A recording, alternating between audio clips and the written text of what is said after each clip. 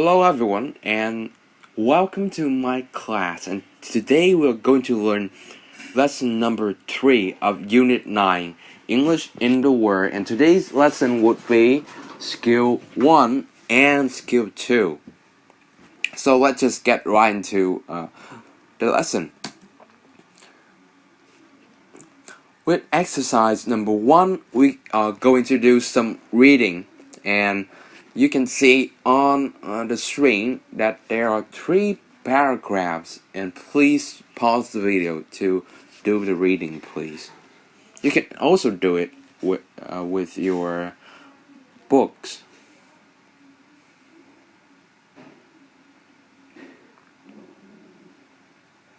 Great. Let's go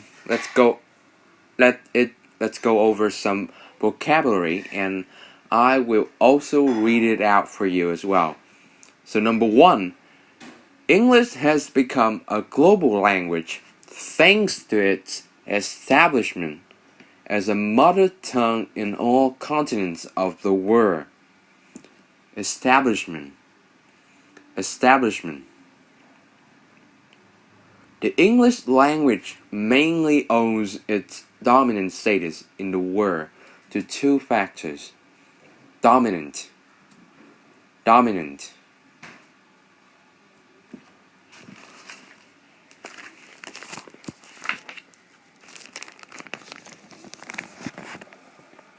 The first is the export of the language, which began in the 17th century with the first settlement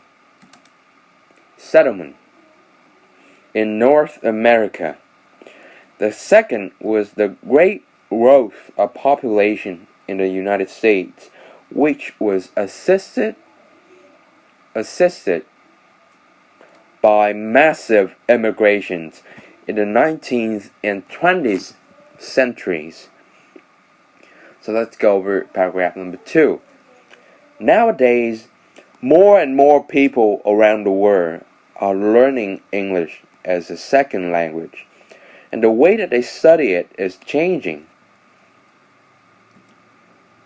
In some countries, English immersion schools have been built to create all English environments for English learners. In these English communities, learners do all the school subjects and everyday activities, such as ordering food at the canteen in English. Paragraph number 3. However, these new English speakers are not only learning the English language, but they are also changing it. There are hundreds of types of English in the world today, such as Singlish, a mix of English, Malay, Mandarin, etc., or Hinglish, the Indian mix of English and Hindi. New words are being invented every day all over the world due to the free admissions of words from other languages and the easy creation of compounds and derivatives. So some vocabularies are admissions, derivatives. So let's go over all the vocabulary again. Number 1, establishment. Number 2, dominant. Number 3, settlement. Number 4, assist. Number 5, immersion school. Number 6, admission. And number 7, derivatives.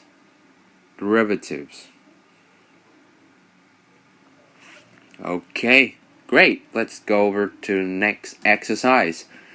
Exercise 2A.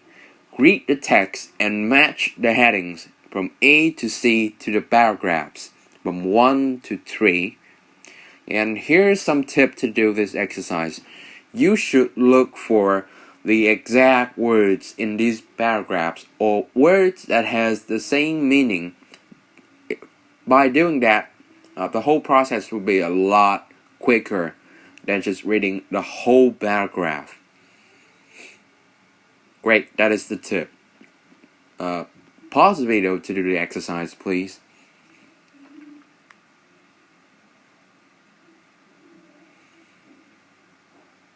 Great, let's check. With paragraph number 1, with just the first sentence, we can see English has become a global language thanks to its establishment as a mother tongue in all continents of the world. We see a global language here, so it's probably B, right? And yes, it is. It's B.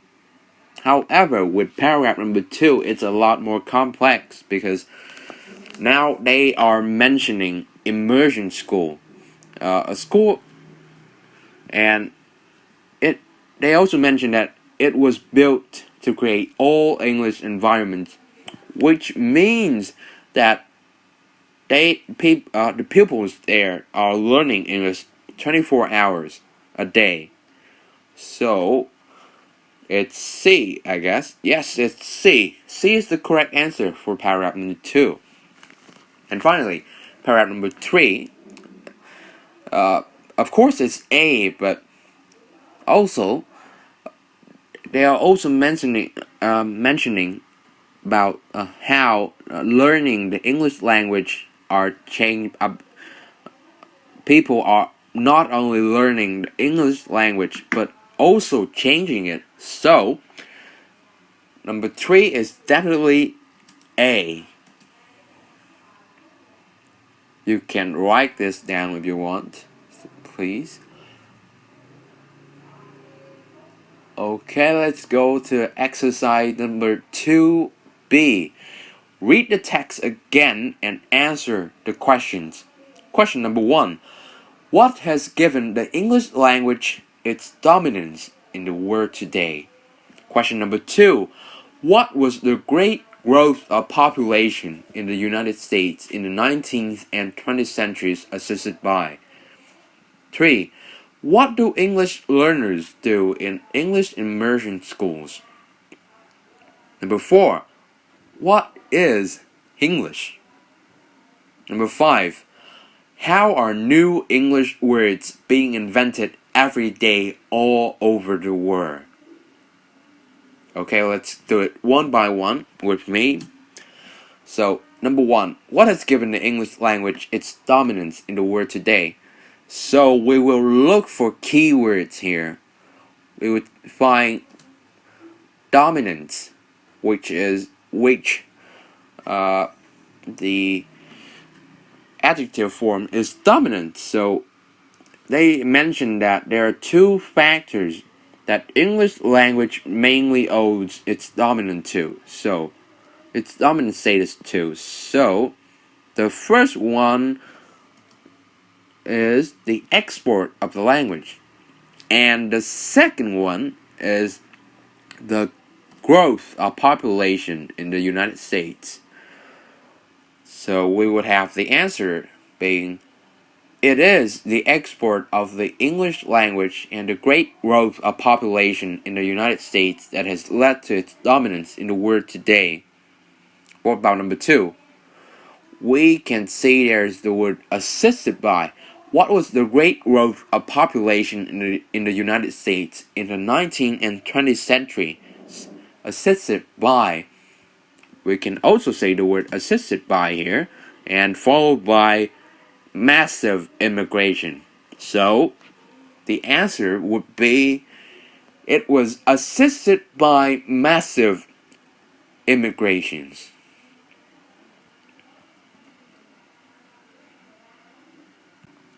Great, let's go to question number 3. What do English learners do in English immersion schools? So, again, let's go over the keywords. English immersion school. They are mentioning English immersion school. So we see English immersion school here. And people are doing, actually, learners do all the school subjects and everyday activities in English. So the answer would be they do all the school subjects and everyday activities in English. Number 4. What is English? And the key word for question number 4 is obviously English. And in paragraph number 3, they mentions English being an Indian mix of English and Hindi. So that is the answer. We would go by English is a blend of English and Hindi words and phrases, which both things means the same. So you can write like I do, or just answer.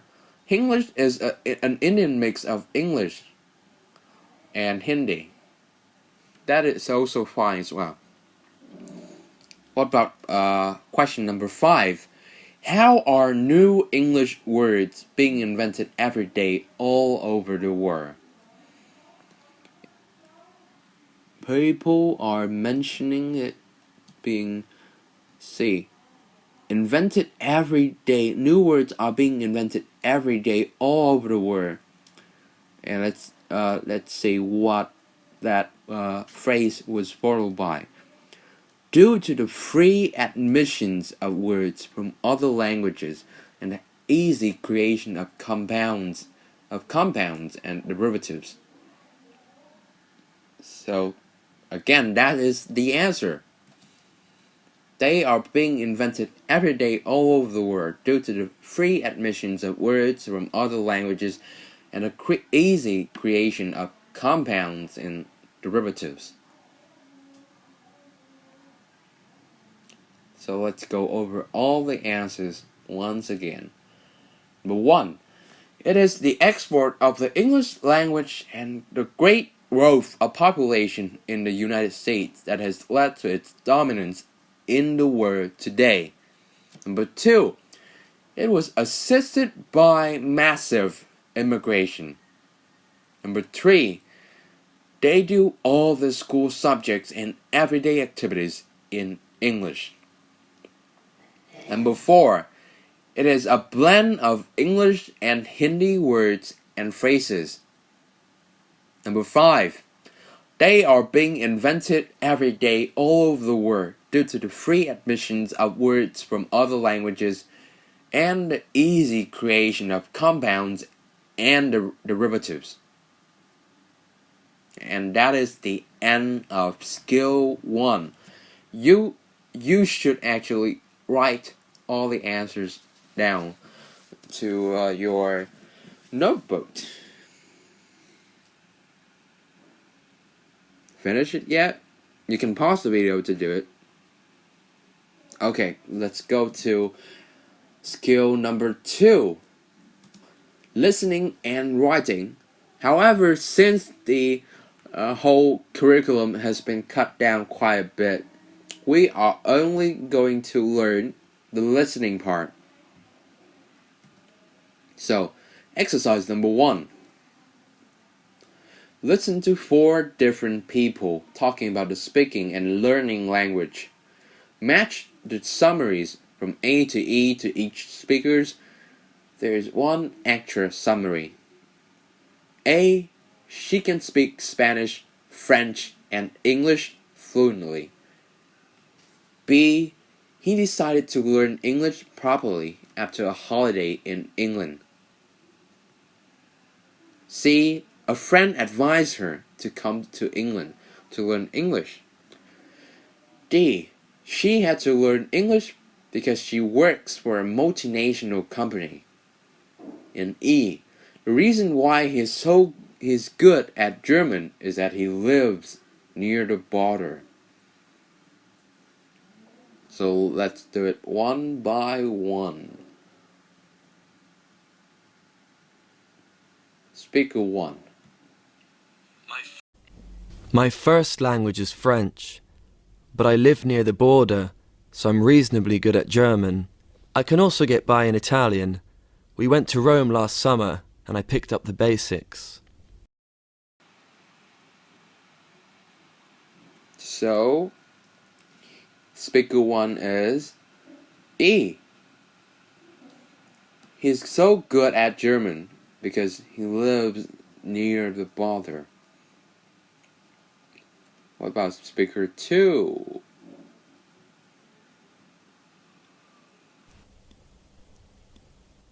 My mother is Spanish and my father is French, so I'm bilingual. I'm also fluent in English, which I need for my job. I can have a conversation in Italian, but it's a bit rusty. Okay, she mentions her parents being both Spanish and French. Spaniards and French.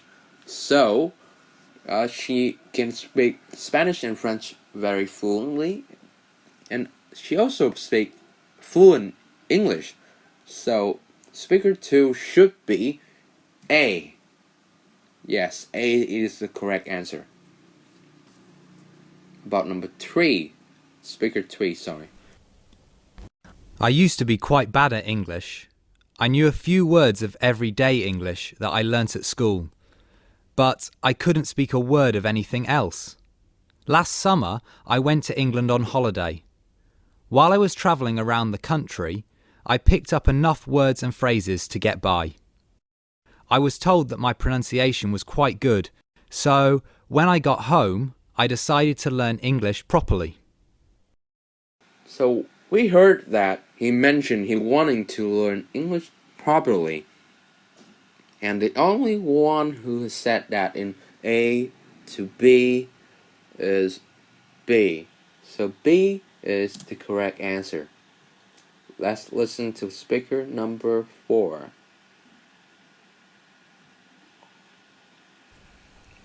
Last year I got a job in a multinational company, so I had to learn English.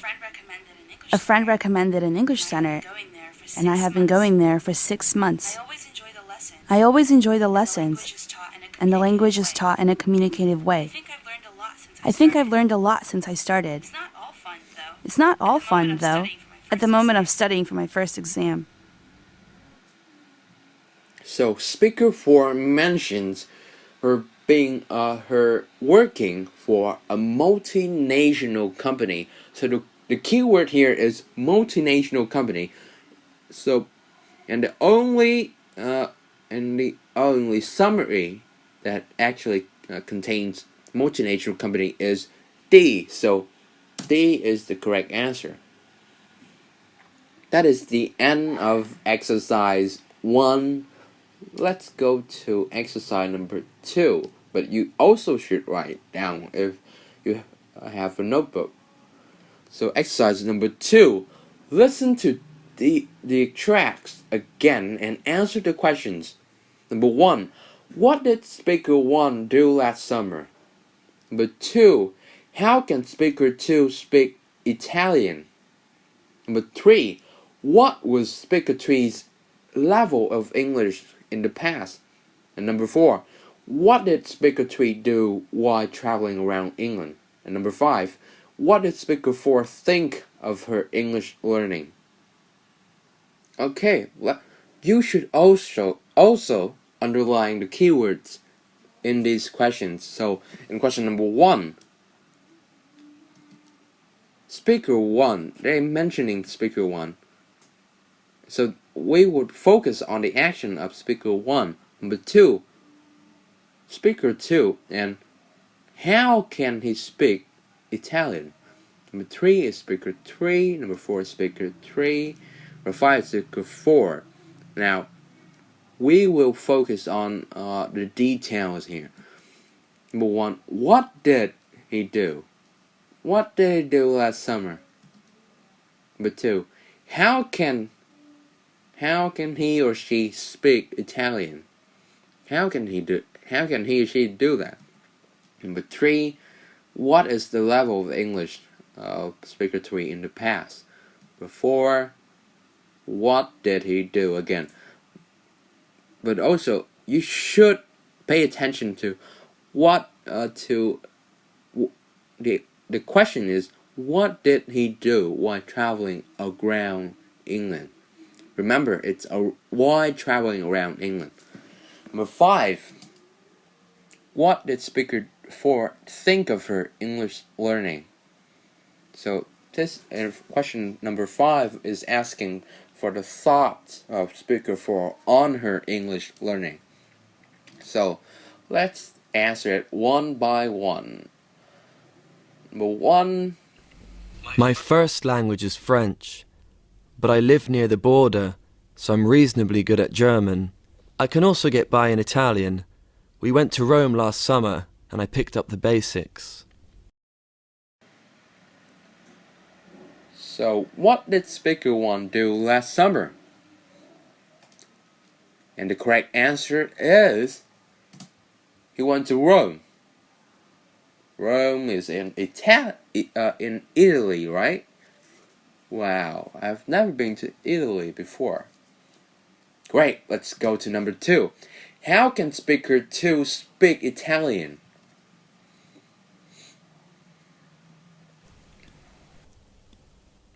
My mother is Spanish and my father is French, so I'm bilingual. I'm also fluent in English, which I need for my job. I can have a conversation in Italian, but it's a bit rusty.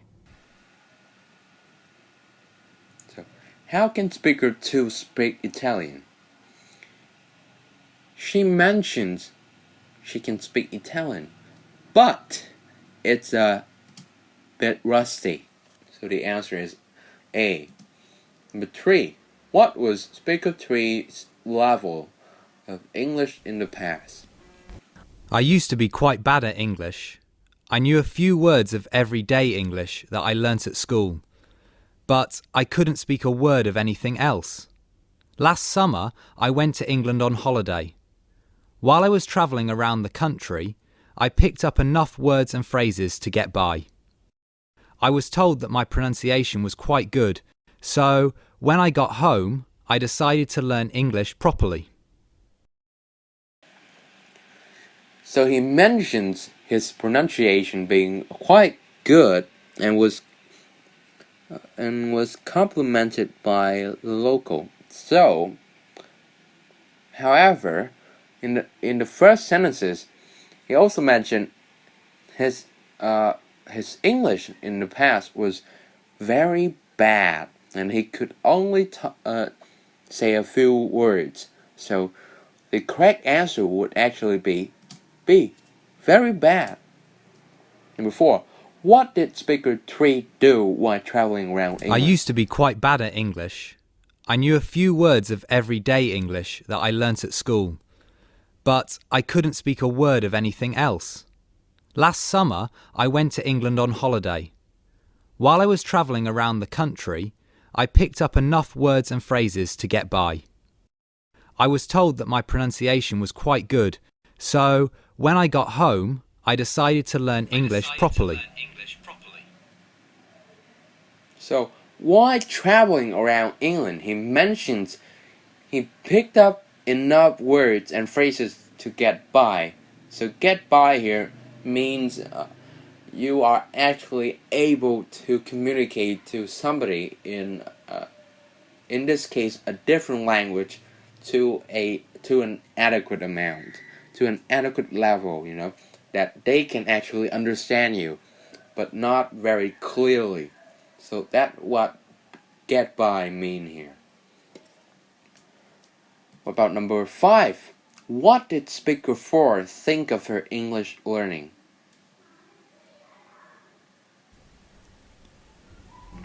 Last year I got a job in a multinational company, so I had to learn English.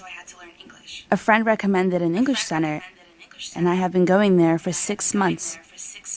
I always enjoy the lessons, and the language is taught in a communicative way. I think I've learned a lot since I started. It's not all fun, though. At the moment I'm studying for my first exam.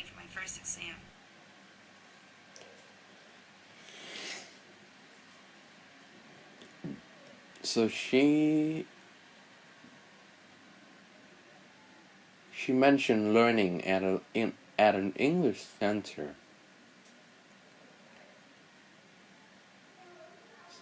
And she seems to enjoy it a lot. So, and probably when she enjoyed it, she probably has learned a lot at it.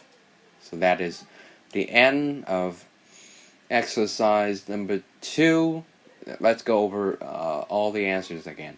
Number 1, he went to Rome. Number 2, she can have a conversation in Italian, but it's a bit rusty. Number 3, he used to be quite bad at English. Number 4, he picked up enough words and phrases to get by.